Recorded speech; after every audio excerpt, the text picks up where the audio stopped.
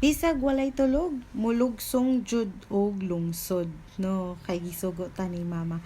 Hello guys, maayong udto kaninyong tanan, no? Mainit na udto kaninyong tanan.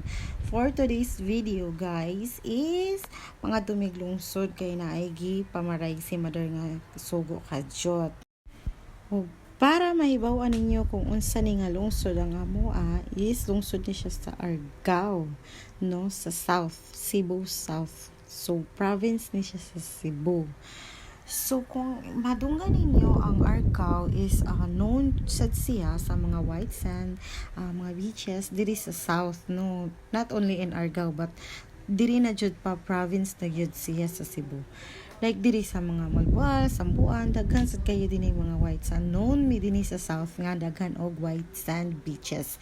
So kung mahalaag mo dinhi guys is i-explore ninyo ang diri sa South, no? Kay grabe kadaghang mga white sand nga beach, mga bukid-bukid nga inyo ang i-travel magsaka mog mga bukid kay daghan kaayo tang mga peak sa dinhi, no, nga located sa dinhi sa South. So today is October 17, 2024 and it's Thursday guys. Init kaayo, no. So gabi di ay isgi kan minanayaw, no. So bali alas 4 na misa kadlaw na abot and then alas 5 na lang sad misa kadlaw nakatulog. So nang mata pa jud mi og alas 9 kay gitawagan ko ni mama kay na siya ipa sugo dito kadyat sa lungsod kay syempre kameraman ang naay motor, kamera po da madali-dali og sugo niya kay wala naman siya anak dinhi nga kanang di pa minyo ba puro na nay mga family and then tuapod sa laing lugar ang uban. So kami sa ako ang jusawa ang niadto sa lungsod kay kami ra man ang madali-dali og dagan dito, no, kay syempre wala pa man mi anak. So kami ra jud and then padong tag merkado guys. Sa merkado is grabe jud kayo kadaghang ka pwede palito na adito tanan, machinelas, masinina, short, mga bags and kanang inyong mga uniform sa school tanan na atanan jud sa merkado. Pwede pa mo hangyo kay kung ato gali ka og mall maglisod na jud ka og hangyo. Ultimo gali 10 pesos dili ka kahangyo sa mall day kay kung unsay price niya mauna jud na ang imong bayaran.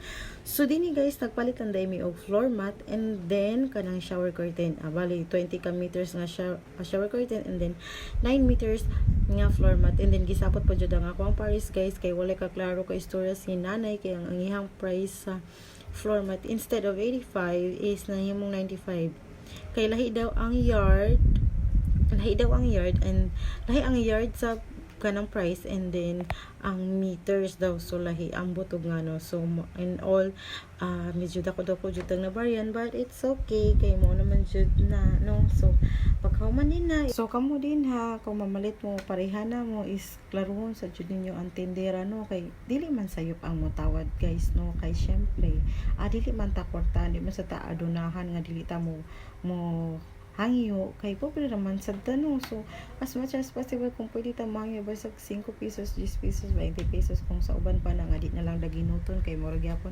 guys tanaw mo na sila daghan sad kay na sila matinda unya kita gumera sa kayo tag kwarta walay income hindi tapos na pay gastuhan magpait pag diaper ni lola. So wala jud problema ang mo hangyo basta magpahangyo if dili pugson, di ba ana lang gud na siya. And then so continue na ta ikaw man diri na mo sa merkado is hapit sa mi kadto palitog diaper ni lola, no. Tapos napit mixudan kay syempre wala pa may pamahaw alas 12 na mi ani na uli. So ang ending ani na pass mo na sad ta. So guys, padung nami ani manguli while mi naguli so nagkatawa nanay na lang mino about sa nahitabo ganina but anyways okay lang jud kayo to kay syempre siguro nasib mi sayop ato ang butog unsa pero basi nasib siguro mi og sabot because I don't know kung unsa po nang yard unsay kaibahan sa yard ug sa meters. Okay ba mo guys paki-explain good kung unsay kailahian nilang duha kung naa ba kay pag-ingon ko mama is pareho ra sila. So that's it muna guys for today's vlog. Thank you for watching guys and ingat po pero may inom mo daghang tubig kay grabe kayo kainit. And that's it. Goodbye. See you next vlog. Thank you.